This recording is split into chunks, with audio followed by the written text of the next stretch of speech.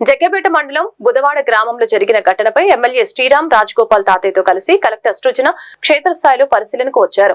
క్షతగాత్రుల కుటుంబ సభ్యుల్ని బంధువులతో మాట్లాడి వారికి తగిన న్యాయం చేస్తామని, ప్రభుత్వం నుంచి రావాల్సిన మొత్తాన్ని వెంటనే ఇప్పిస్తామని, వారి పిల్లలకు ఉచితంగా చదువుకునే సదుపాయాన్ని కల్పిస్తామని, గాయపడిన వారిని పూర్తిగా కోలుకునే వరకు కూడా వారికి వైద్యం అందించడం జరుగుతుందని వారి కుటుంబానికి భరోసా ఇవ్వడం జరిగింది.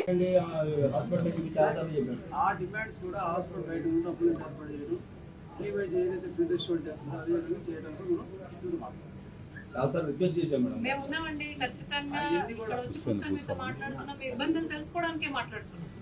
ఇప్పుడు ఇవన్నీ మీరు చెప్తున్నారు, నిన్న కూడా నాకు హాస్పిటల్లో చెప్పారు మీరు చెప్పిన విషయాలు, ఇవేం మర్చిపోం మేము. ఖచ్చితంగా దానికి సమయం ఉంటుంది. ఇప్పుడు ఈ రోజు మీరు చెప్పినవి రికార్డ్ చేసుకుంటాము, అవన్నీ గుర్తుపెట్టుకుంటాము, విచారణలు అవన్నీ కూడా బయటకు వస్తాయి.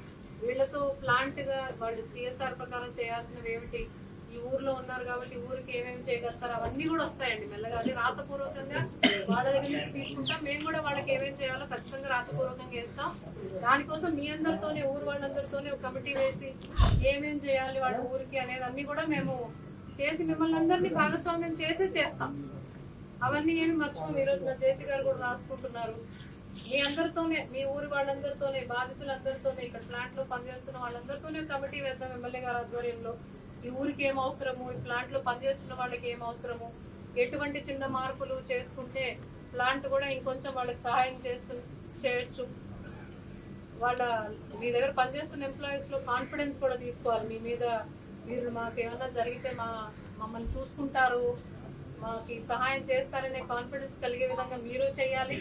మీకేమేమి అవసరాలు ఉన్నాయో మీరు చెప్పాలండి. రెండు కూడా సమన్వయం చేస్తూ మేము తీసుకుంటాం ఆ బాధ్యత.